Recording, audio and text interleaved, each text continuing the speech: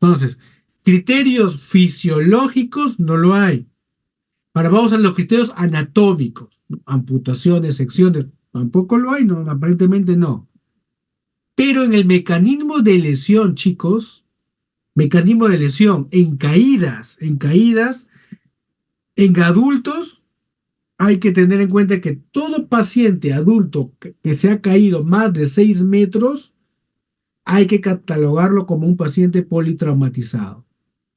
¿Ya? Entonces, por el mecanismo de lesión, este paciente, aunque esté con signos vitales estables, entra como politraumatizado, ya no como policontuso. Chicos, este paciente tiene que ir a monitoreo shock trauma, porque en cualquier momento se puede evidenciar las lesiones presentes del paciente. Aparentemente está compensado, pero puede tener una lesión oculta, ¿correcto?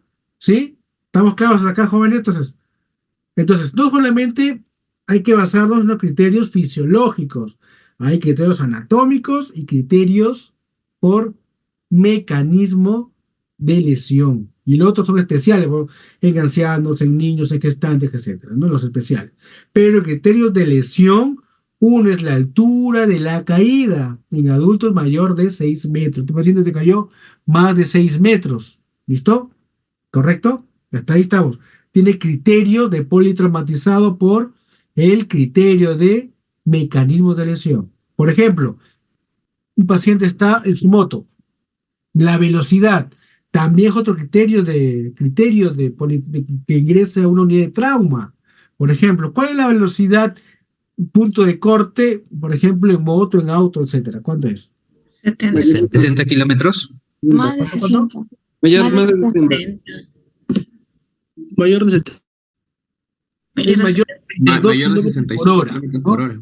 Imagínense, ¿ah? No 60, 32 kilómetros por hora. Por ejemplo, en la moto, con 32 kilómetros, se impacta, sale disparado. Ese paciente se cataloga como politraumatizado, ¿no? Entonces, lo hace todo, su estudio, todo, perfecto, no tiene nada de perfecto. Ah, excelente, ¿no? Pero es un criterio de ingreso, ¿ya? 32 kilómetros por hora, imagínense, ¿ah? Por eso, este, hay que tener cuidado en eso, ¿ya? Hay que tener cuidado. Muy bien, vamos, vamos. Entonces, vamos a ver ahora sí el examen físico, ¿no? El examen físico, fíjense, signos vitales están dentro del rango normal, neurológico, está despierto, consciente, tiene una escala de Cobb-Glasgow de 15 puntos, ¿correcto? Entonces, la escala de Cobb-Glasgow es una valoración bastante rápida. ¿Cuáles son los criterios de la valoración de escala de Cobb-Glasgow? A ver, déjame ver. A ver. A Hemsi. A ver, Hemsi. ¿Cuáles son los criterios que evalúa la escala de Comet-Glasgow? Tenemos tres, oscuridad, ¿no? Ya, correcto. Tenemos tres criterios, ¿no? Recuerden decir la mnemotecnia, ¿no? Así, cuatro, ojos, cinco, la habla y seis, la respuesta motora, ¿no? Respuesta ocular, respuesta verbal y respuesta motora. Cuatro, cinco, seis. ¿Correcto? Entonces, 4 más 5 más 6, 15. 15. ¿Cuál es la valoración mínima de una escala de Comas-Glasgow? 3 puntos. 3. 3 puntos, no 3 puntos. No existe la escala de Comas-Glasgow de cero, ¿no? No existe. 3 puntos es el mínimo. ¿Ya? 3 puntos es el mínimo. Muy bien, miren, está 15 puntos, está despierto.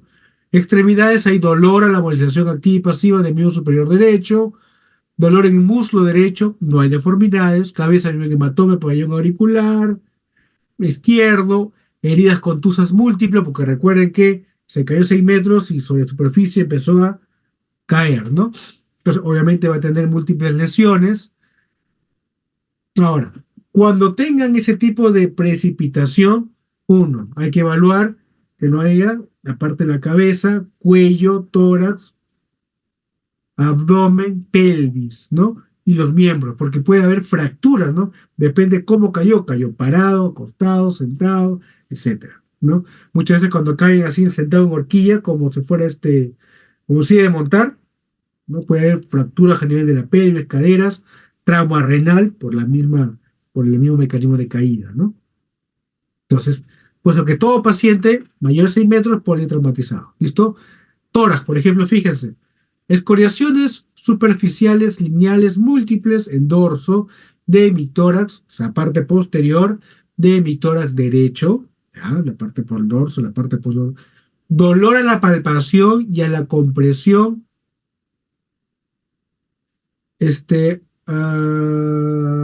anteroposterior y lateral en hemitórax derecho, murmullo vesicular presente, disminuido en hemitórax derecho, enfisema subcutáneo. Cuando ustedes palpan y sienten con un burbujeo, con una crepitación, eso se llama enfisema subcutáneo. ¿Y qué significa enfisema subcutáneo? O sea, ¿qué ustedes pueden sospechar cuando existe enfisema subcutáneo? A ver, Robert. Tú evalúas al paciente, hay dolor y encuentras enfisema subcutáneo. ¿Tú qué sospechas? Rápidamente, ¿qué piensas?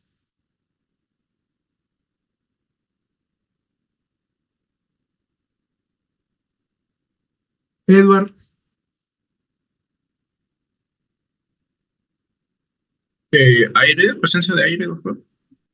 aire, correcto. Enfisema significa aire en el espacio subcutáneo. Y ahora, ¿y ese aire de dónde es? ¿De dónde viene? A ver, Patrick. A ver, Patrick. Sí, doctor. El aire, bien, si bien se sabe que el enfisema puede ser benigno, puede asociarse incluso a las condiciones graves como neumotórax. Neumotora, correcto. Entonces, una de las lesiones que puede causar un enfisema subcutáneo es un neumotórax, ¿no? Neumotórax. Hay salida de aire a la cavidad pleural y si hay lesión del tórax, puede salir al espacio subcutáneo, ¿no? Entonces, neumotórax. Hay lesión de la pleura visceral, de la pleura parietal y puede extravasarse hasta el espacio subcutáneo y se puede palpar, ¿no? El enfisema subcutáneo, ¿no? Entonces, si ustedes se encuentran enfisema subcutáneo, pues sospechen que el paciente tiene neumotórax, ¿no? Neumotórax, aire. Muy bien, pero si hay neumotórax, ¿qué ustedes encontrarían en el examen físico? Si solo es neumotórax, ¿no? Doctor, capaz los movimientos respiratorios se ven alterados, Ya. como ¿Estarían disminuidos o abolidos? disminuidos. ¿Ya? Y por ejemplo, si es un neumotórax del 80% del tórax derecho, por ejemplo, Estarían ¿estarían disminuidos o abolidos? abolidos. Abolidos, no abolidos, ¿ya? Muy bien. Entonces va a depender mucho de la extensión del neumotórax, ¿correcto? Y ahora, en un paciente politraumatizado por caída, no solamente puede haber neumotórax, sino también puede haber Puede haber hemotórax. Puede ser que haya un hemotórax, puede haber un ¿podría haber una neumohemotórax. fractura? O sea, podría haber que una fractura costal que lesione en este caso. Correcto, puede tener fractura costal que estaría ocasionando el hemoneumotórax. Si ustedes encuentran disminución del murmullo vesicular, aumento de la resonancia, o sea, puede sospechar neumotórax nada más. Pero si hay matidez, pueden también encontrar un hemotórax, ¿no? Doctor, una Hemoneumotórax. consulta. En el caso de un hemoneumotórax, ¿encontraría ambos signos? O sea, me refiero, por ejemplo, en el caso Claro. del hemotórax tendría pues matidez, ¿verdad? Pero si es que yo tuviera, por ejemplo, por el otro lado, el neumotórax, no tendría hipersonoridad porque tendría aire. Encontraría Claro, ambos. sería hipersonoro, si solamente fuera neumotórax. Ahora, generalmente uno evalúa al paciente sentado, pues, ¿no? Entonces, Ujú, por gravedad, la sangre cae y la parte de ujú. las bases va a encontrar matidez y por encima de la matidez, hipersonoridad, ¿no? Entonces, Ok. ahí está sospechando ustedes de un hemoneumotórax. Pero muchas veces los pacientes ustedes no lo van a poder sentar, ¿no? Se va a estar en declive, entonces puede ser que encuentren hipersonoridad y parte de matidez, pues, ¿no? No es muy certero el examen de paciente si no está sentado cuando no está sentado para que lo pueda examinar de una mejor manera, ¿no? Pero con el enfisema usted ya puede sospechar que el paciente debe tener neumotórax. Ahora, si es por caída, puede también puede también hemotórax. Por ejemplo, en un traumatismo abierto de tórax por arma de fuego, neumotórax y también hay hemotórax, porque la bala también lesiona vasos, ¿no? Entonces, ya de acuerdo a su evaluación de su anamnesis y el mecanismo de la lesión, usted puede sospechar la lesión. Pero si solo se encuentra el enfisema, hay una alta sospecha solamente en neumotórax. Pero no descarte la idea que pueda encontrar también un hemotórax, no solamente neumotórax. ¿Ya? Muy bien, vamos a continuar. Entonces, fíjense, abdomen, plano, blando, no dolorosos, corazones superficiales, lineales, múltiples en región lumbar izquierda. ¿Ya? Entonces, recuerden, en tórax de abdomen hay una zona que se conoce como la región tóraco-abdominal, en donde las lesiones de tórax no solamente son de tórax, sino también podemos encontrar posiblemente lesiones de abdomen. ¿Cuáles son los límites anatómicos de esta región tóraco-abdominal? A ver, Ángel, Ángel Flores, a ver, Ángel, ¿cuáles son los límites de esta región tóraco-abdominal? Hablando de lesiones del trauma, ¿no? ¿Cuál sería?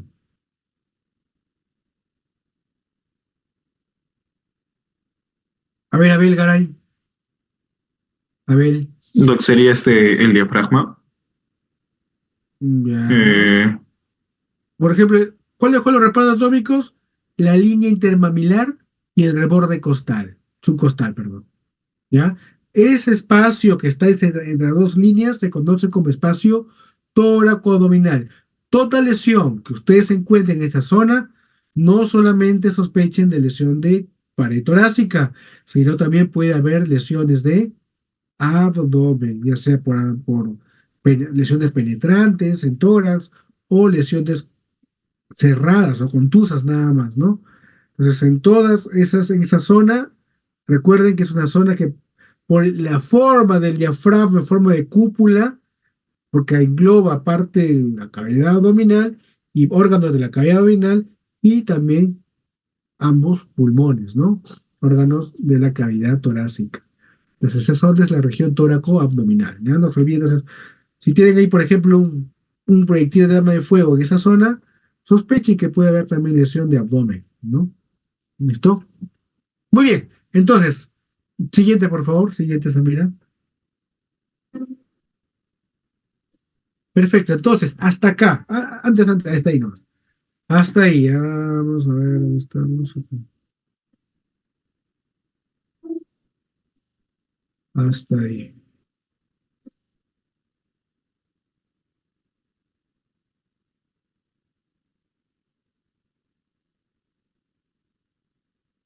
Entonces, hasta ahí. ¿Cuáles serían nuestros diagnósticos? A ver, uno. ¿Cuál sería? A ver.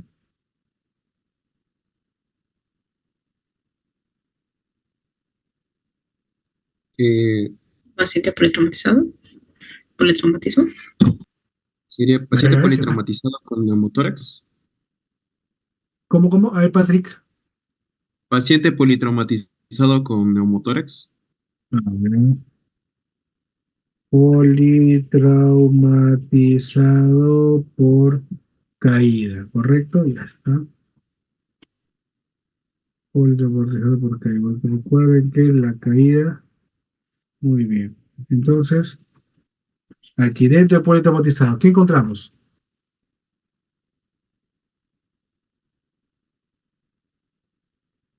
¿Qué más? Descartar la presencia de neumotórax, como mencionó. Sería trauma. Ustedes saben, por ejemplo, en la exploración del tórax, ¿ha encontrado una herida penetrante? No, ¿no es cierto? No No, se eso herida estaría penetrante. Sería un trauma, cerrado, entonces. un Sería trauma torácico trauma cerrado.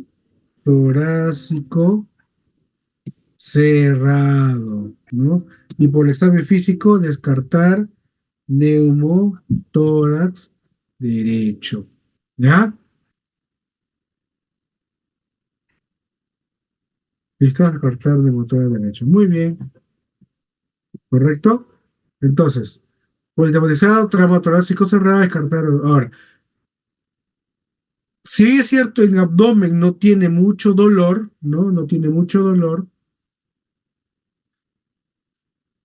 Vamos a ver, ¿no? Tiene una escala de Cobb-Glasgow de 15, ¿no? Se acuerda de todo. Entonces, este, ustedes podían plantear también un trauma abdominal o un trauma encefalocraniano, ¿qué opinan?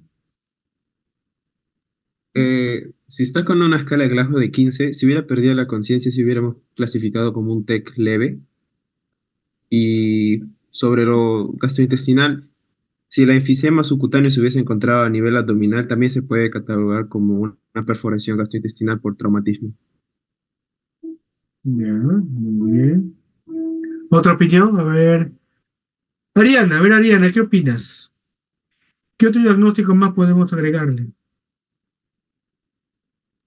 Doctor, yo creo que no se podría descartar lo de TEC, debe ya que el paciente tiene una hemorragia que, bueno, está saliéndoles por el oído, ¿no? Una otorragia.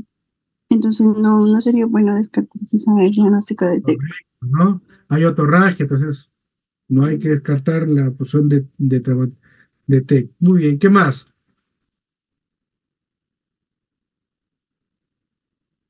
Pues hay otorragia, refiere puede fractura de base cráneo, ¿no? Sí, es cierto, el paciente está despierto, consciente, pero hay un signo de alerta, que es la otorragia. Puede haber fractura de base cráneo. Muy bien, ¿qué más? ¿Qué otro? ¿Y tu diagnóstico? ¿Qué más tiene Doctor, este paciente? si bien el paciente en las extremidades no menciona como tal deformidades, ¿no sería bueno tal vez descartar que haya alguna fractura en Ya, una extremidad? Y ¿cómo porque, sería? bueno, porque incluso menciona el paciente que tiene dolor en el muslo derecho, si mal no recuerdo. Entonces, um, tengo una consulta, doctor. Por ejemplo, en esos pacientes donde se han caído y no ha habido un síndrome como tal de aplastamiento, ¿sí podría haber rhabdomiólisis por la caída que han presentado? O sea, de la altura tan grande y que podría haber alguna complicación renal en el transcurso. Claro, si es que hay lesión de, vamos a ver, descartar, trauma, músculo, esquelético, ¿no? Entonces, si tiene un trauma muscular, que realmente no se evidencia, no el hematoma, la deformidad, no hay una fractura, pero puede haber una lesión muscular, pues esa lesión puede haber rhabdomiólisis, sí, por lesión muscular, pero más frecuente la rhabdomiólisis es en trauma por electrocución, Aplazamiento. Ah, ok. o aplastamiento, ¿no? Una tricción, ¿no? Pues ahí se puede ver rhabdomiólisis porque hay lisis muscular. Entonces, ahora, puede haber un hematoma, un desgarro, sangrado, etcétera. Sí puede haber. Un desgarro muscular puede generar sangrado, ¿no? Una fractura también puede generar sangrado. No descartemos el tramo musculoesquelético, ¿no? Hay que hacer sus estudios, ¿correcto? Doctor, Muy bien. otra consulta. Sí, El dígame. examen, el examen físico no lo menciona, pero ¿no sería bueno también descartarse alguna fractura pélvica, en especial si se ha caído de tanta altura? Porque Claro, no menciona, o sea, no menciona en ninguna parte dentro del examen físico que se haya valorado la pelvis, ¿no? siempre Pero ustedes, claro, es importante. O sea, ustedes, por ejemplo, les decía, ¿qué es cuando por caída, qué es lo que tienen que ver, ¿no? Cabeza, cuello, o sea, la pelvis, se cae sentado, fractura de pelvis, por eso tienen que hacer el movimiento de la apertura de la pelvis, si hay dolor o no hay dolor, o la flexión de las caderas, ¿no? Correcto, tienen que evaluar ustedes en el examen físico, ¿no?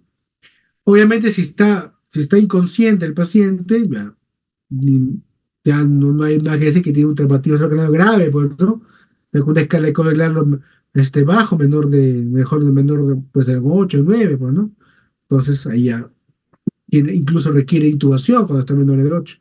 Entonces, pero cuando está consciente, usted valora que le va a manifestar el dolor, ¿no? Dolor en la pelvis, doctor, me duele, me duele, no me puedo mover, ¿no? Traumas vertebromedulares, ¿no? Si tiene algún nivel, sea sensitivo o motor, tienen que ustedes también evaluarlo, ¿no? Recuerden ustedes que en todo paciente politraumatizado, el A, B, C, D, E, ¿no? No se olviden, ¿no? Primero, principalmente la vía aérea. ¿Cómo evaluamos? Si el paciente está respirando, responde, tú le das interrogatorio, ¿cómo te llamas? Responde, entonces obviamente no está lesionar la vía aérea. Inicialmente es porque eso genera, eso hay que, en primer lugar, hay que liberar la vía aérea y control del cuello, ¿no? ¿Correcto? Luego hay la respiración. En la respiración ustedes van a ver que hay dolor en el examen del tórax, no hay dolor, hay enfisema subcutáneo, ya están sospechando que sí el paciente debe tener un tipo de un neumotórax por el enfisema, ¿no? Entonces, ¿por qué ese aire de dónde va a salir? O sea, yo me golpeo, no me sale enfisema, ¿no? Tengo un trauma facial, hace enfisema, se le generó un seno paranasal. En el tórax, obviamente hay un neumotórax y eso ha ocasionado el enfisema. ¿Y cuál es la causa más frecuente por trauma cerrado que genere neumotórax? Una fractura costal. Las fracturas costales, ¿no? Las fracturas costales. Este paciente neumotórax, muy bien, ¿sí? Pues lo más probable es que esta vez tenga fracturas costales. Hay que ver su respiración.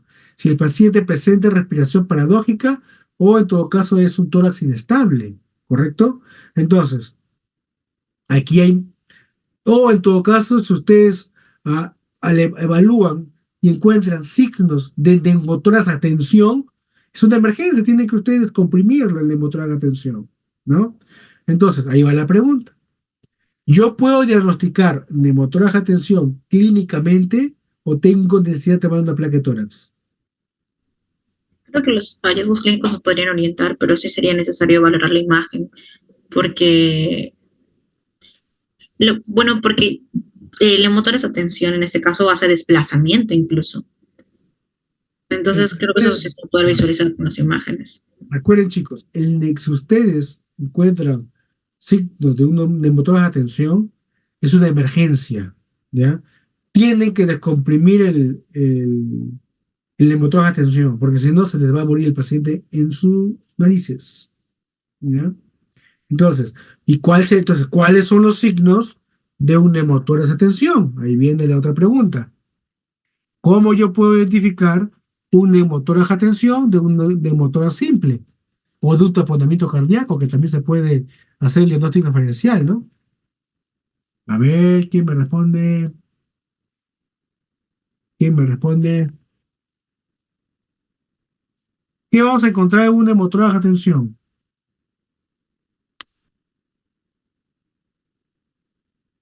A ver, vamos a ver. Josué, a ver, Josué. Clínicamente, ¿cómo podemos identificar un neumotórax a tensión? Tal vez, como lo mencionaron anteriormente, que los ruidos estén abolidos de parte de ese lado, de ese El emitórax. lado afectado, ya, muy bien. ¿Qué más? ¿Aló? ¿Me escucha, doctor? Sí, sí, te escucho, te escucho. Está bien. No lo escucho, Continúa, doc. continúa. Y abolición no hay ríos sin reyes. Perfecto. ¿Qué más? Mm, mm,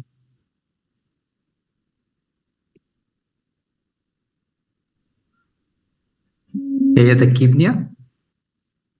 Ya, taquimia, ya, sí, ya, taquimia, sí. ¿Qué más?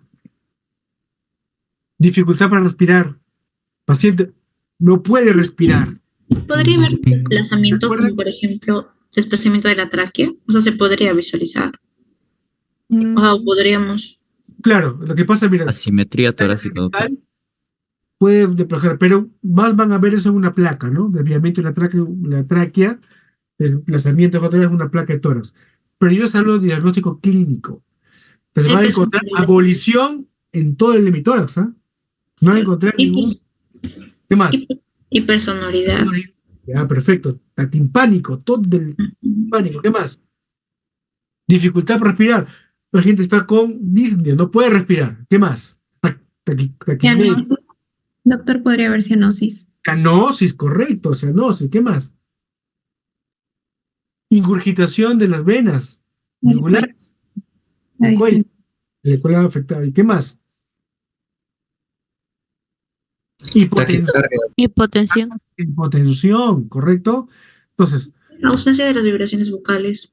ya, muy bien, exactamente. No hay frémito vocal. No, a ver. Diga 33, nada. ¿Y cómo lo diferencia de un taponamiento cardíaco? Obviamente porque no hay abolición de ruidos. Si hay ruidos y tiene todos los síntomas que tiene dificultad respiratoria, hipotensión, taquicardia, ingurgitación, piensa en un taponamiento cardíaco. Pero si hay abolición del ruido en el emitórax, es un neumotórax a tensión. ¿Y cuál sería el tratamiento inicial? Porque recuerden, ¿qué es un neumotórax a tensión? A ver, Sebastián, ¿qué es un neumotórax a tensión?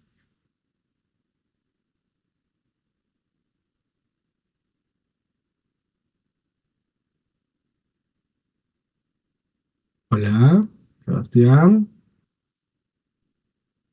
Darlene, a ver, Darlene. A ver, ahí está, sí te escucho, Sebastián. ¿Qué es un neumotórax a tensión? ¿O cómo se produce un neumotórax a tensión? ¿Cómo lo diferenciamos de un neumotórax simple?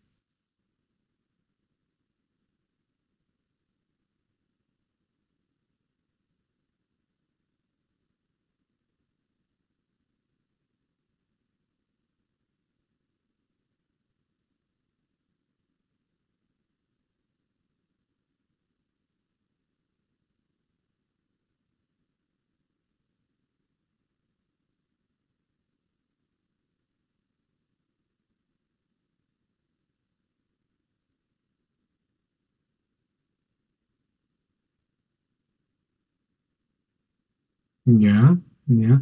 Recuerden que la diferencia entre un neumotórax simple y un neumotórax de tensión es que este se comporta como una válvula unidireccional, es decir, solamente ingresa aire hacia la cavidad pleural, no hay salida. Entonces, no haber ese movimiento bidireccional, se va llenando de aire el espacio pleural. Y por lo tanto, y por lo tanto, y por lo tanto, este, Y a eh, comenzar el va a problema. comprimir toda la parte cardíaca y desplazar incluso y colapsar el emitórax contralateral, ¿correcto? Entonces, si es unidireccional, el manejo inicial es convertirlo en bidireccional. Entonces, ¿y cuál sería el recurso de emergencia para poder convertirlo en bidireccional? A Una ver, traducción. a ver, Darlene, quiero que hable Darlene. ¿Cuál sería el mecanismo para poder nosotros convertir? Bueno, tendríamos que bajar la presión intrapleural, entonces podría ser una toracotomía descompresiva, quizá. Ya. Como tratamiento definitivo, sí, pues una toracotomía, pero mientras que lo suben al quirófano, pues que te muere. Entonces, lo que hay que hacer es una punción a nivel del segundo espacio intercostal, ¿correcto? A nivel de la línea media clavicular, del emitórax afectado, con un catéter grueso. Lo pulso y lo convierto esa válvula unidireccional en bidireccional. Entonces, luego de ese procedimiento, el paciente ya puede ventilar. Luego ya yo puedo ir a hacer mi toracotomía de emergencia si es que meritara este paciente. O en todo caso, simplemente después de comprimirlo, le coloco un tubo de drenaje torácico y no tiene que ir a una toracotomía de emergencia. ¿Correcto? Al menos me restauro la parte ventilatoria y luego ya puedo colocar mi tubo de drenaje torácico, ¿no? Para poder evacuar el aire que está acumulado en el paso pleural a través de un circuito cerrado que es el drenaje torácico, ¿no? Pero la medida de emergencia es esa, convertirla en una válvula bidireccional a través de una punción de un catéter grueso en el segundo espacio intercostal a nivel de la línea media clavicular. ¿Listo? Ese es manejo inicial de emergencia. Luego le colocaré pues un tubo de drenaje torácico. ¿Ya? Muy bien, continuamos entonces. Entonces, ya tenemos este politraumatizado, trauma torácico cerrado, neumotórax derecho, traumatismo craniano, leve, para descartar fractura base cráneo por la torragia, descartar trauma musculoesquelético. ¿Correcto? Muy bien. Continuamos. La siguiente, por favor.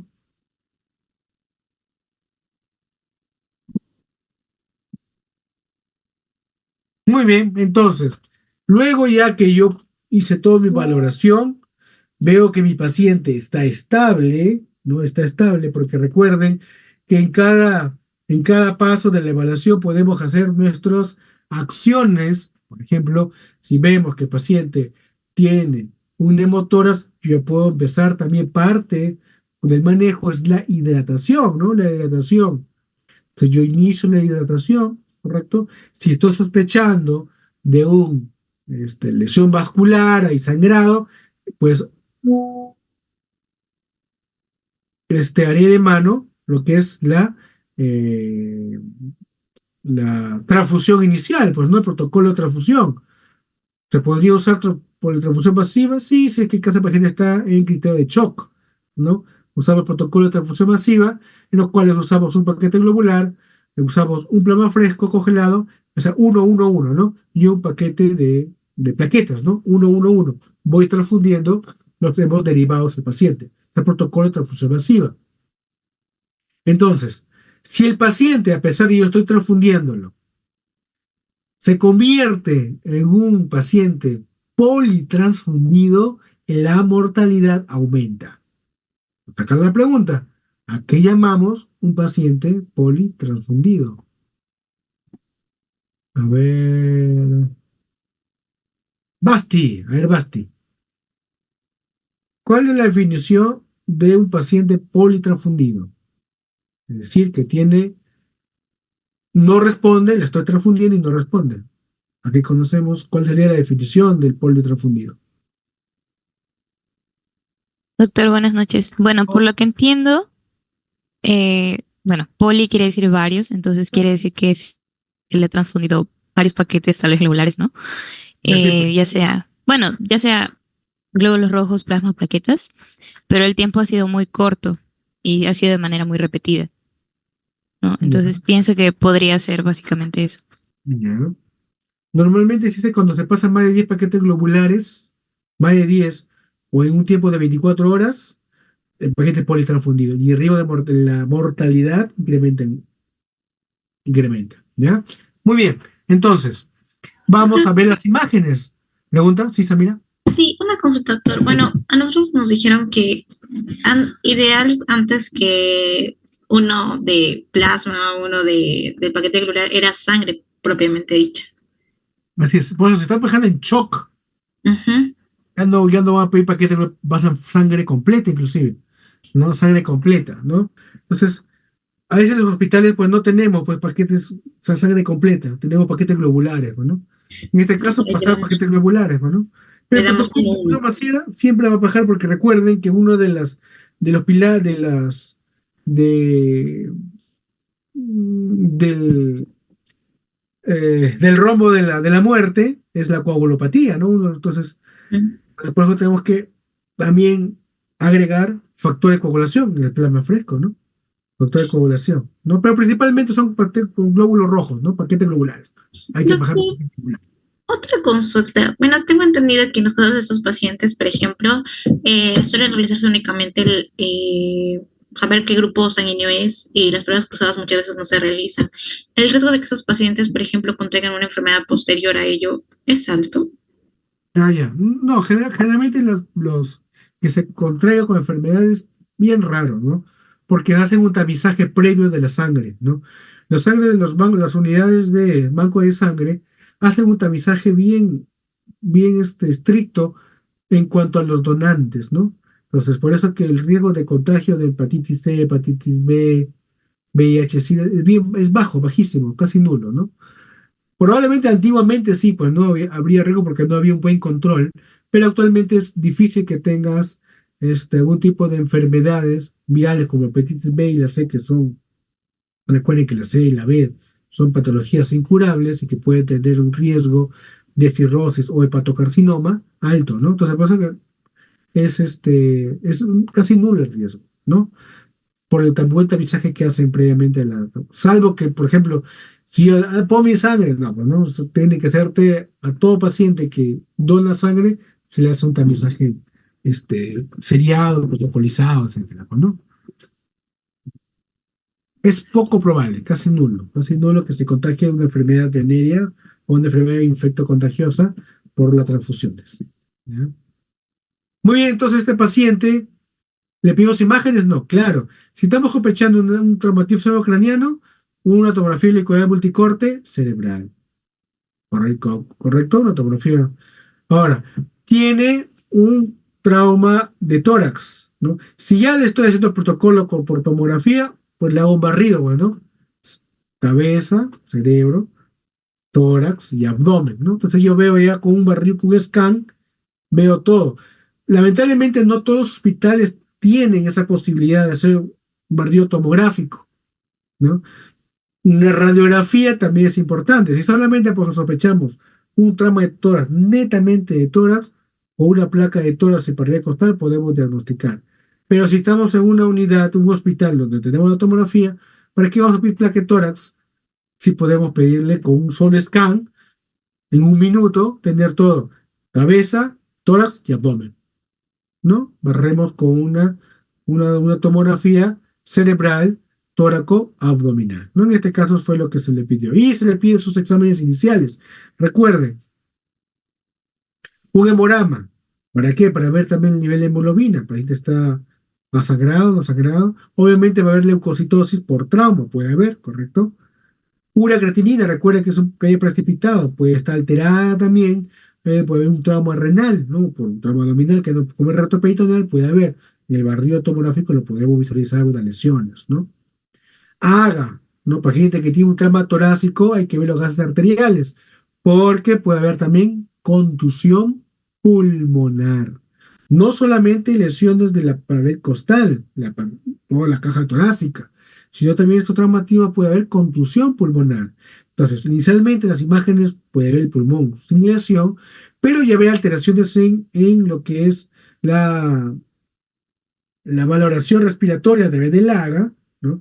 Puede haber signos ya signos de insuficiencia respiratoria. Entonces, en el AGA lo vamos a ver a través del PAFI, ¿no? Entonces, es por eso es importante siempre hacer unos gases arteriales. CPK, recuerde que el paciente tiene un trauma de tórax.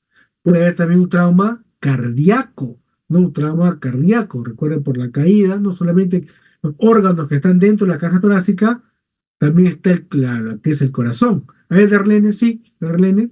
Doctor, una consulta. Ahí no podríamos pedir también la mioglobina, porque esto, en un traumatismo, en un politraumatizado también por la caída, puede estar haciendo rhabdomiólisis, ¿no? Y eso puede causar una falla renal. Entonces, ¿no sería bueno pedir mioglobina o no sé qué podemos pedir para evitar que la rhabdomiólisis haga falla renal? Claro, también se le puede pedir. Bueno, pero no son estudios que se, que sale inmediatamente, ¿no? Pero sí, se le puede pedir todo el perfil, ¿no? Todo el perfil. Un CPK-MB, una mioglobina, troponinas, para ver también, obviamente, por la lesión de tórax, para ver que no haya un indicio de una contusión cardíaca, ¿no? También se le puede solicitar. Pero al menos estos exámenes son los mínimos que usted tiene que solicitar, ¿no? Ahora, siguiente, por favor. Creo que son con video, ¿o no? Creo que no, doctor. A ver, déjame ver, no los tengo los Sí, videos. no, No, no, no hay para poner play. yo les pongo la.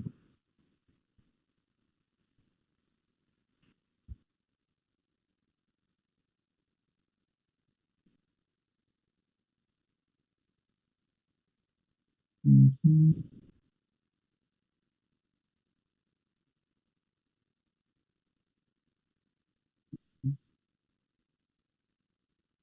Ya, voy a compartirles yo. A ver si no deja de compartir, doctor, para que pueda compartir.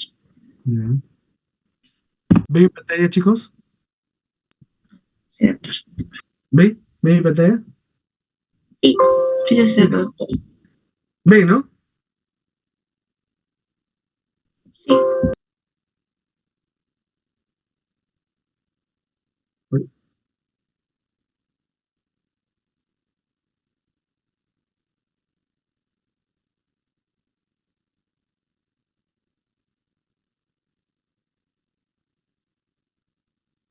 Miren, por ejemplo, acá en esta placa, en esta tomografía de tórax. A ver, como está mi manito, ¿qué lesión será esa? Enfisema. Enfisema subcutáneo, miren, ve. Enfisema. Este es normal, miren. Aquí van a ver ustedes ya el montamiento de las costillas, ¿no? Acá hay fracturas costales, ¿no? Vamos a seguir. Contusión pulmonar, fíjense, contusión pulmonar. Doctor, una consulta, ¿cómo podría yo diferenciar que sea una contusión o un derrame, por ejemplo? Ah, ya. Lo que pasa es que la contusión es intraparenquimal, ¿ya? El derrame van a verlo en el espacio pleural. Vamos a ver si acá tenemos derrame. Ujú.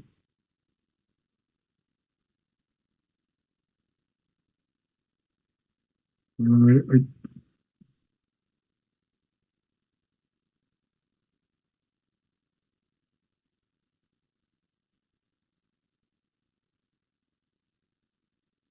acá, por ejemplo, acá, miren. Acá, mírenme. ¿Ven eso que está acá? Ajá. Esto es el líquido. Ese es derrame. Porque acá está, esta es la ventana pulmonar, este es el campo pulmonar. Este es el líquido. Entonces aquí hay probablemente neumotórax, neumohemotórax, ¿no? Vamos a ver. Hasta enfisema, aire. Lo siguiente, a ver. A ver. Fracturas múltiples de arcos costales. Uno, 2, 3, 4, 5 y 6 del lado derecho. Partidos, arcos costales. Con criterio de tórax inestable. Asociado a hemotórax, hematoma, enfisema de la pared torácica según descripción. Y foco de contusión hemorrágica en pulmón derecho. Fractura del omóplato derecha también. Y vamos a ver así.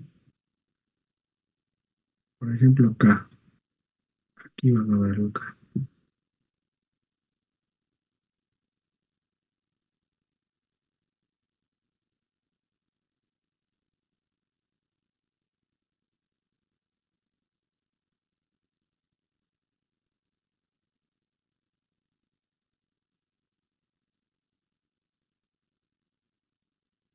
Aquí, pues, ¿ven? Esta es contusión pulmonar, ¿ya? Porque está dentro del parénquima pulmonar. Lo que está Y acá sería el derrame.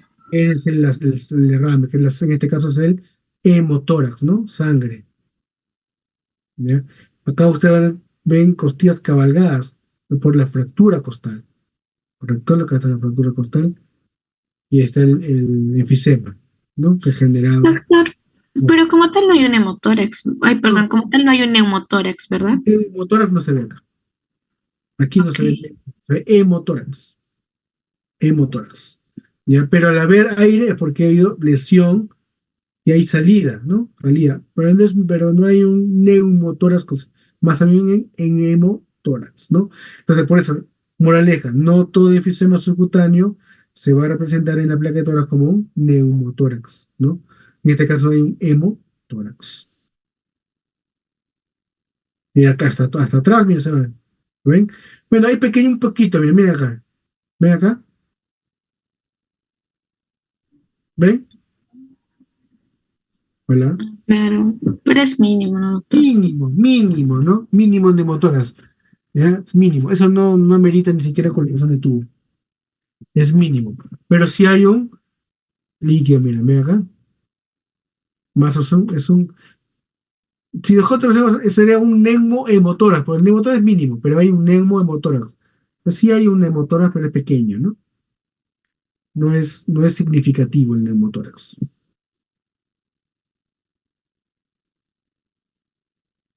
Mira acá, mira acá la fractura costal, ¿verdad? ¿Lo ven, no, chicos? Sí, doctor.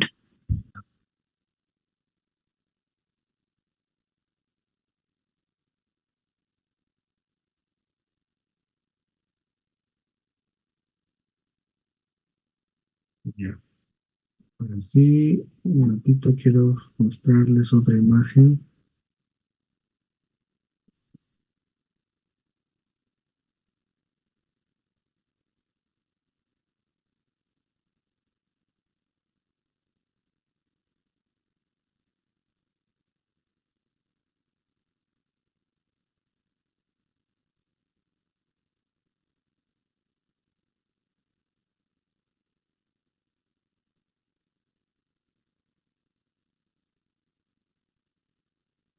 Ahora sí.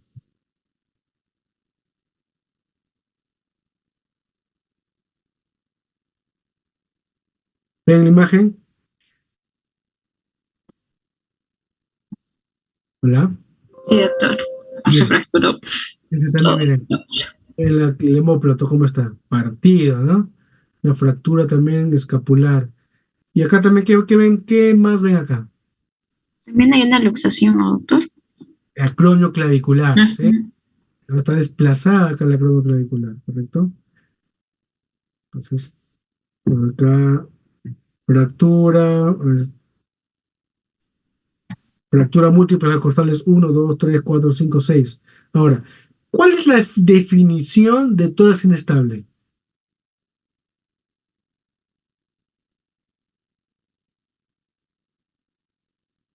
¿Quién me dice?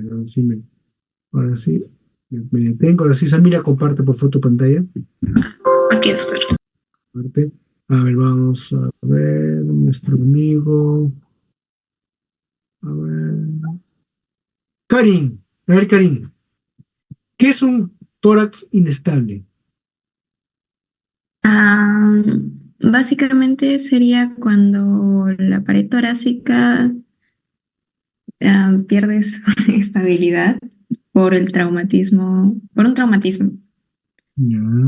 Cuando hay dos o más costillas, que están afectadas, bueno, que se han fracturado en dos o más puntos. Repite, cuando hay fracturas, hay, Ajá, de dos o más costillas se fracturan en dos o más puntos. ya, correcto. Entonces, tenemos más de dos arcos fracturados con más, con más de dos puntos de fractura en un arco costal. Por ejemplo, tengo una costilla 2 y 3 tienen dos fracturas continuas, ¿no? Entonces, eso se conoce como tórax inestable. Pero en este caso, por el número de fracturas, tiene seis arcos costales, se comportaría como un tórax inestable, porque no estaría dentro de la definición. El definición de inestable, recuerden que son dos arcos costales fracturados con dos fracturas continuas, ¿no? O sea, dos segmentos, ¿no? Entonces, ahí habría una respiración paradójica, es decir, a la inspiración, cuando uno infla ensancha el tórax, la zona fracturada se deprime, se hunde. Y cuando uno exhala o expira, esa porción sobresale. O sea, una respiración paradójica, contraria a lo que debería haber, pues, ¿no? En este caso, por la lesión, por la extensión, por el número de fracturas costales, se comportaría como un tórax inestable. Entonces, este paciente obviamente no puede ir pues a cuidados generales, ¿no? Entonces, ¿cuál sería entonces mi manejo inicial en este caso? Ingresa shock trauma, creo que es lo más El importante. paciente, claro, obviamente, este paciente no puede estar en un tópico, tiene que estar en un shock trauma, ¿correcto? ¿Por qué? Recuerden, el criterio de mecanismo de lesión, ¿no? Entonces, muy bien. La siguiente, por favor.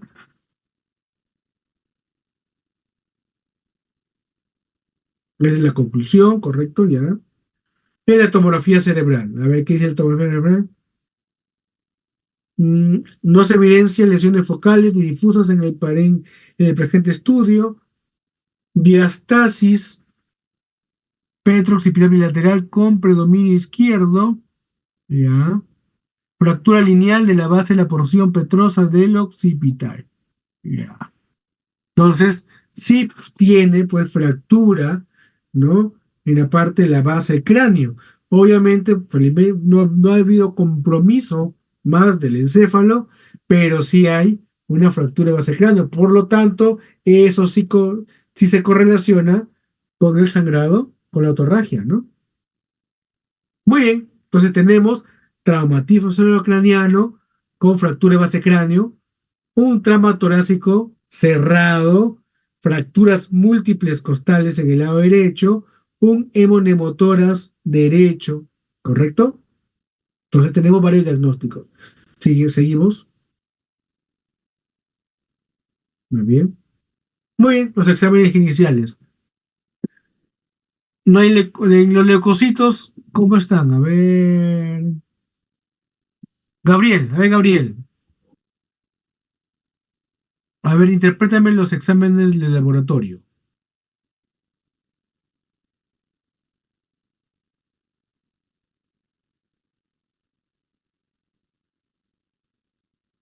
Gabriel.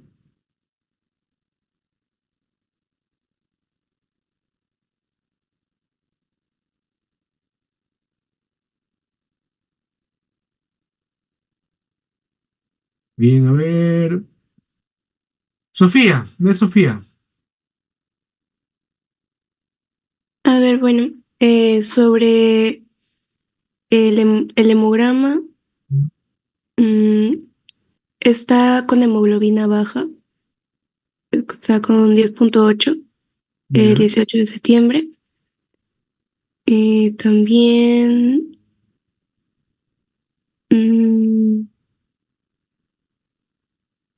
la CPK está muy aumentada con Ya. 2053. Ya. La urea está normal. ¿Y qué nos podría indicar, por ejemplo, el CPK elevado? La CPK tenía que ver con lo que era tórax, o sea, em, para ver si había como que un trauma cardíaco.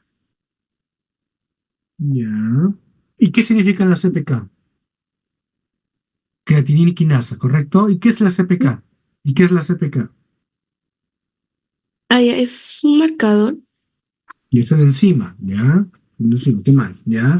¿Y Mm, qué nos orienta un poco este CPK? Por ejemplo, imaginemos que este paciente tiene un traumatismo, un aplastamiento del muslo.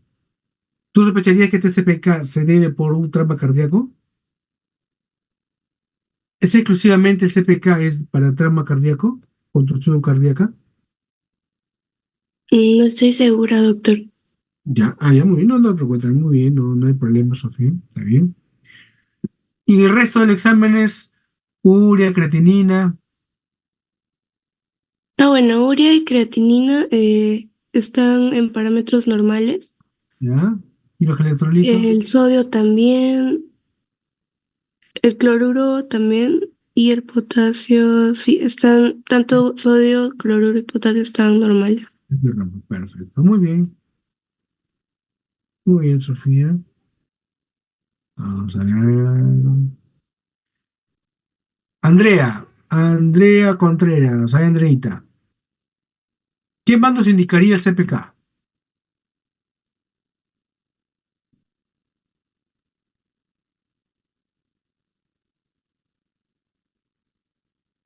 Andrea,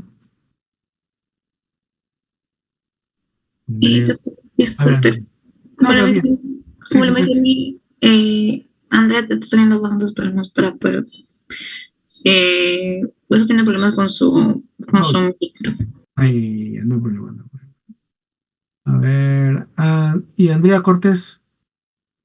Aquí estoy. A ver, ¿qué más puedes agregar lo que dijo Sofía? Eh, Podrían ser lesiones musculares o enfermedades musculares, tal vez, Ya, por ejemplo, una rhabdomiólisis. ya, correcto. También podría ser por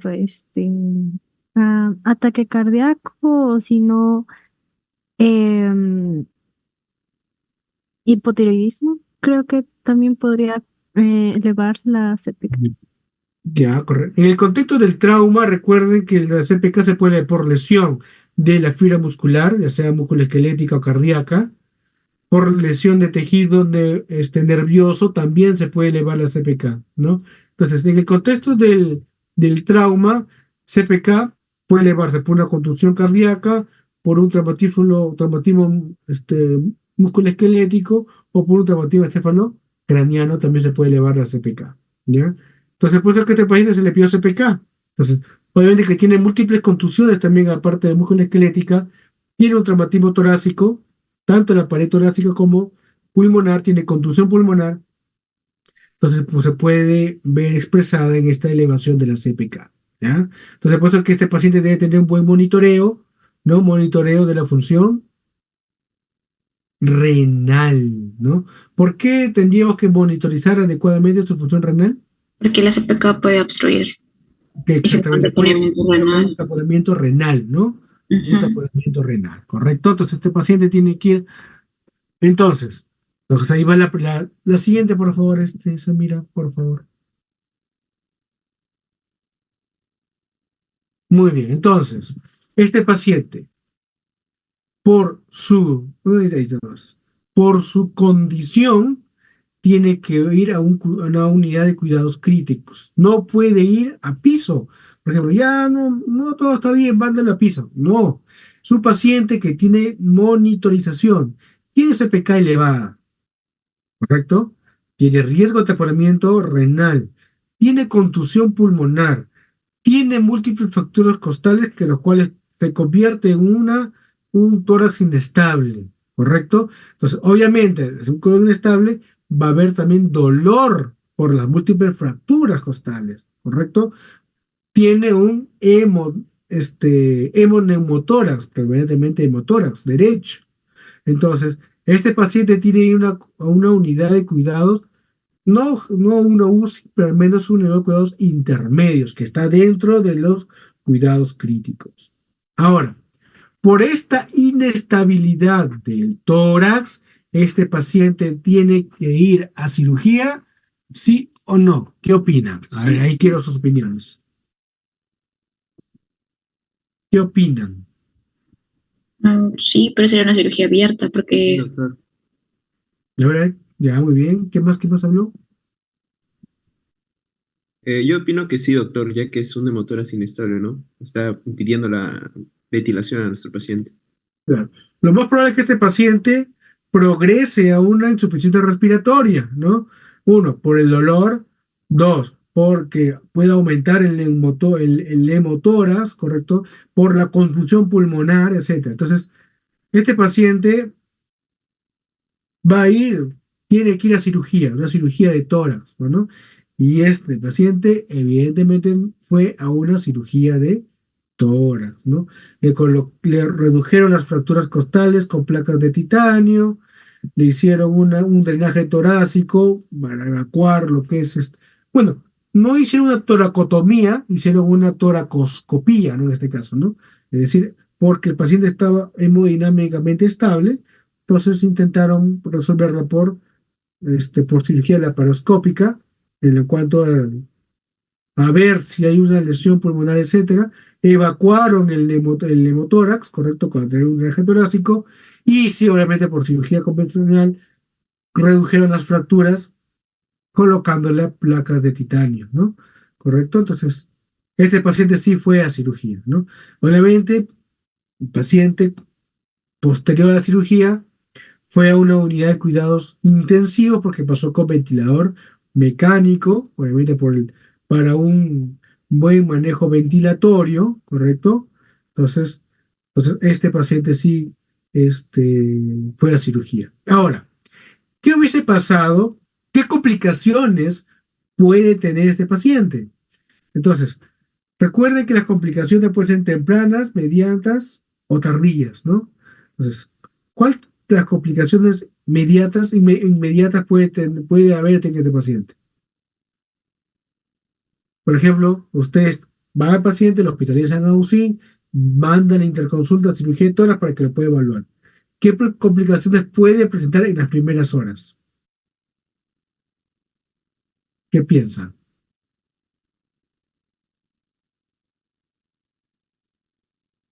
¿Qué piensan, chicos? ¿Mm? Doctor, disculpe, ¿podría repetir la pregunta? No la escuché bien. ¿Qué complicaciones podrían esperar en este paciente? ¿No? Ya ustedes diagnosticaron, tiene todos sus exámenes, perfecto, mandan la interconsulta cirugía de tórax para que lo pueda evaluar y lo hospitalizan a UCI. En el lapso de las primeras 12 a 24 horas, ¿qué complicaciones podía presentar el paciente?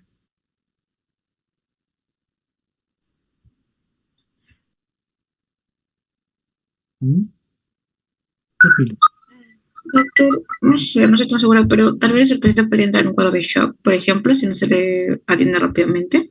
Ya, correcto, shock. ¿Qué tipo de shock? Bueno, como ha sido un traumatismo como tal cerrado, en este caso podría ser un shock hipovolémico, puede estar perdiendo, puede tener una hemorragia interna tal vez. Correcto. Entonces, ¿puede complicarse con choque hipovolémico? Claro que sí. No, fíjense, tiene en la tomografía, ustedes han visto un hemotórax, ¿correcto? Ahora, le va a la siguiente pregunta. ¿Cuál es la definición de un hemotórax masivo? Que es una emergencia también, ¿no? ¿Cuál es la definición de un hemotórax masivo? Creo que es cuando uno drena y tiene más de 2 litros, si no me equivoco, doctor. Más de 1500. Ah, no sé. Más de 1500, ¿ya? Más de 1500, ¿correcto? Recuerden que es un hemotórax masivo. Y un hemotórax, cuando ustedes colocan un tubo de drenaje, sale 1500, hemotórax masivo. Y eso va a toracotomía de emergencia, ¿no? Toracotomía de emergencia. Muy bien. Entonces, choque polémico. ¿Qué otra complicación puede haber? ¿El neumotórax podría evolucionar a un neumotórax a tensión? Ya, podría ser, ¿no? Que es pequeñito, que evolucione un hemotórax, atención. Sí, podría evolucionar. Doctor, ¿y una insuficiencia respiratoria, un síndrome respiratorio? Claro que sí, por la contusión pulmonar, ¿no? Recuerden que hay una contusión pulmonar y el paciente puede ir insuficiencia respiratoria, ¿no? Entonces, por eso se va a una unidad de cuidados intermedios. Si hay alguna complicación ventilatoria, obviamente el paciente le colocará un ventilador mecánico, ¿no? Ventilación mecánica, ¿no? Correcto, una insuficiencia respiratoria puede ocurrir, ¿no? Entonces, ahora, taponamiento cardíaco. Recuerden que tiene múltiples fracturas costales. El cardíaco puede ser también una complicación que se esté llenando el pericardio de sangre y este puede ocasionar un taponamiento cardíaco, ¿no? Algunas complicaciones que pueden ocurrir en las 24 horas. Entonces, este paciente fue evaluado. Ahora, ¿qué pasaría eh, si este paciente permanece con su hemotórax, ¿no? Con su hemotórax, ¿cuál sería una de las complicaciones tardías de este hemotórax? ¿Qué opina? Ahí está la respuesta, en la diapositiva. Un empiema. Empiema, ¿no? Correcto. Esa sangre que está almacenada en el espacio pleural se puede infectar, ¿no? Se agrega un germen, se puede infectar, ¿no? Otra complicación tardía puede ser también un neumotórax persistente. Y si tiene un paciente un neumotórax persistente, ¿qué estaría pensando?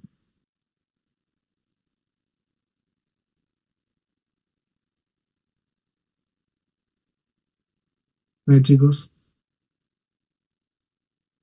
no los escucho. A ver, a ver, a ver, a ver, a ver, a ver. A ver, Raiza, ¿qué opinas?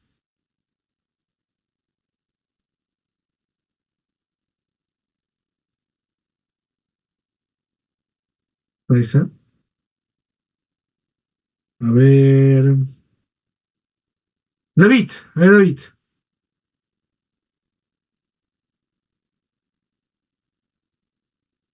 Doctor, disculpe, dijo complicaciones tardías a largo plazo. No, me refiero, ¿cuáles serían las causas si usted sospechara un neumotórax persistente? ¿Qué sospecharía? ¿Por qué ocurriría un neumotórax persistente? Si es que persiste, probablemente sea que algo está haciendo que continúe, ¿no? No sé, Ya, pero, una lesión que se mantiene. ya, pero ¿qué pensaría? Pues, neumotórax persistente. ¿Qué pienso? ¿Qué pasa? A ver, ¿quién le ayuda a su compañero? ¡Correcto! ¿Qué tipo de fístula? Broncopleural, ¿correcto? Correcto, una fístula. Entonces, si hay una fístula, una comunicación, obviamente va a haber siempre salida de aire. Entonces, este paciente requiere cirugía también, ¿no? Entonces, por ejemplo, ustedes tienen este paciente, está con dificultad respiratoria, sospechan de un hemotórax, colocan un tubo de drenaje, evacúan, pero sigue saliendo aire, aire, aire, aire, y no baja, sigue saliendo burbujeo, burbujeo, burbujeo, y no mejora. Pasa una semana, sigue burbujeando. Hay que pensar en un hemotórax persistente. probablemente una fístula, ¿no? Se ha comunicado desde el árbol bronquial hacia el espacio pleural, hay una comunicación y se ha formado una fístula. El paciente también debe ir a cirugía, ¿no? Cirugía de tórax, ¿no? Muy bien. Entonces, este paciente va a cirugía, ¿correcto? Pero cirugía de tórax. Obviamente que como he pedido una tomografía tóraco abdominal, en la placa abdominal, tomografía abdominal, vamos a ver todas las estructuras del abdomen y el retroperitoneo para ver si no hay un tipo de lesión asociada a la lesión de tórax. Obviamente que este paciente en abdomen no se encontró ningún tipo de lesión, entonces es una paciente que netamente tiene un trauma torácico asociado tal vez a un trauma cefalocraniano, pues, ¿no? Que no es de manejo quirúrgico, es de manejo médico con antibióticos para evitar que se infecte, ¿no? Y evaluarlo para evitar también si es que hay, no solo sangrado, si es que hay salida del líquido cefalorraquídeo, podría haber la presencia de una fístula, Pleural. ¿perdón? Menciona fístula bronquipleural. Ah, exactamente, ¿no? Entonces, puede haber también, si hay una, por ejemplo, no solamente hay otorragia, sino hay una extravasación del líquido cefalorraquídeo por el oído, puede también formarse una fístula, ¿no? Una fístula, ¿ya? Entonces, y ese manejo antibiótico y lo tendría que ver el neurocirujano, ¿no? Muy bien. Entonces, en este caso, este paciente fue a sala de operaciones, fue cirugía de tórax, fue el domingo, creo, su cirugía, si no me equivoco, el domingo fue su cirugía, porque este es un caso reciente de la semana pasada, justo que le tocó al doctor Daniel León. Entonces el paciente fue a cirugía, ¿no?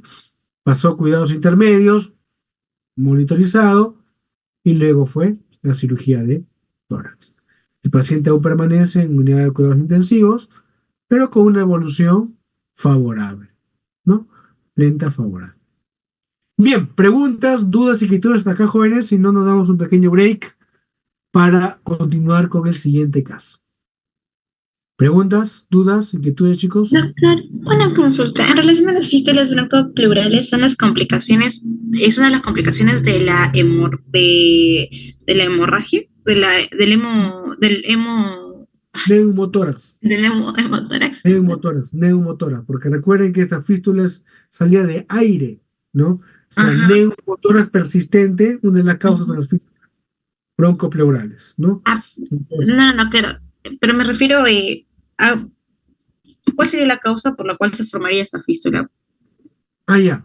Lo que pasa es que, por ejemplo, la fractura costal genera Ujú. lesión a nivel del parénquima pulmonar. Si esta lesión del parénquima pulmonar lesiona un bronquio, esa salida de aire persistente que no se cierra, el parénquima pulmonar se coagula y se logra taponar, pues, ¿no? Pero cuando hay una persistente salida de aire, se forma una fístula. Esas fístulas persistentes son las que generan neumotórax persistentes y este paciente tiene que ir a cirugía, ¿no? Realmente es lobectomías, ¿no? Van a lobectomía estos pacientes. Ok, doctor. Muchas gracias. ¿Ya? ¿Alguna otra pregunta, jóvenes? Si no, nos vamos a un pequeño break. Doctor, una de las complicaciones tardías en este paciente también podría ser un empiema. Claro, el empiema, eso es una complicación tardía, son las infecciones. Recuerden que las infecciones tardías son, pero las complicaciones tardías son las infecciones. En este caso, al haber un hemotórax, una complicación más frecuente es el empiema, ¿no? El paciente quiere hacer fiebre, ruta respiratoria, hacen el drenaje y encuentran pus, ¿no? Tiene que Y evacuar ese. debido a ese empiema también es lo que podría producir un neumotórax persistente, ¿verdad? También podría ser la causa, pero como digo, la principal causa de motora persistente es las fístulas, pues, ¿no? Ahora, porque el empiema es netamente pus en el espacio pleural, infección del espacio pleural, ¿no? Sí. ¿Ya? Otra pregunta, chicos. Y los empiemos son difíciles de tratar, porque hay que ser lavado, incluso, se me fue el nombre, se me fue el nombre. El procedimiento que hacen en adherir las pleuras, ¿no? para que evitar que se formen espacios de pus, ¿no? Para que el parénquima, la pleura visceral con la pleura parietal se adhieran, ¿no? Tiene un nombre que ahorita no me acuerdo. Pleuro, pleurolisis. Se me fue el nombre. Me voy a acordar, ¿no? Que hacen le hacen el lavado y luego colocan una sustancia para que estas dos pleuras por proceso inflamatorio se adhieran y evitar la persistencia del empiema, ¿no? Es cuando ya no responde, ¿no? El paciente va continuamente, son empiemas tabicados que hay que entrar constantemente a lavar, hace este procedimiento para evitar las colecciones futuras, ¿no? Pero generalmente se debe a lesiones posteriores, por ejemplo, en pacientes con TBC, etcétera, pues, ¿no? Bien, jóvenes, nos vamos a un break, 20 minutos y regresamos, ¿ya? Ok, doctorcito.